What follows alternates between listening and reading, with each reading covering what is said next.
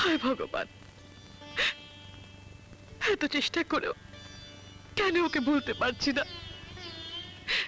প্রতিনিয়ত কেন কেন শুধু ওর কথাই মনে পড়ছে। রাতের পর রাত আমি ঘুমোতে পারি না। প্রতি রাতে আমায় আমায় কেন যন্ত্রণা দিচ্ছে, কেন কেন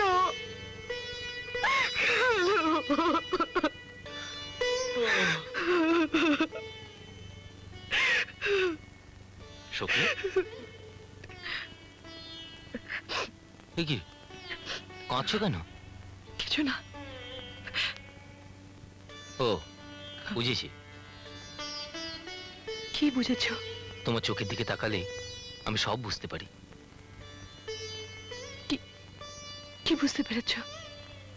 তোমার বাবার জন্য মন কেমন করছে, তাই না? লক্ষ্মীটি, মন খারাপ করো না। কদিন বাদে ছুটি নিয়ে তোমার বাবার ওখান থেকে বেরিয়ে আসবো। ওকে, এখন নো কান্নাকাটি। চলো শুয়ে পড়ো, চলো।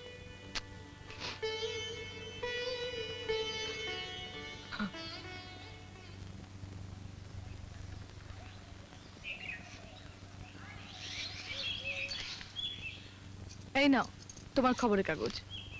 Thank you my sweetheart. এই যে ম্যাডাম, কোথায় যাচ্ছেন? এত ব্যস্ত কিসের?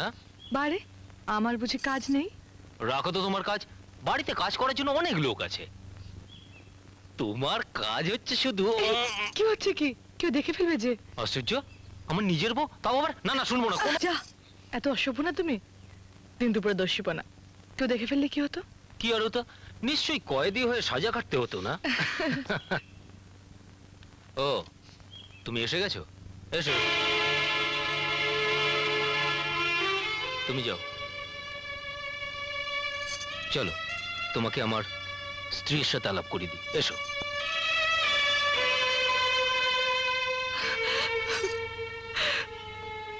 ভগবান, তুমি কাকে দেখালে? কাকে দেখলাম? তাহলে তাহলে সাগরের ফাঁসি হয়নি? কিন্তু বাবা আর হরিদাস কাকা যে বলল ওরা ওরা মিথ্যে কথা বলেছিল। হায় ভগবান, তুমি আমায় কি বিপদে ফেললে। কই গো, কোথায় গেলে? এসো, দেখো কাকে নিয়ে এসছি আমি।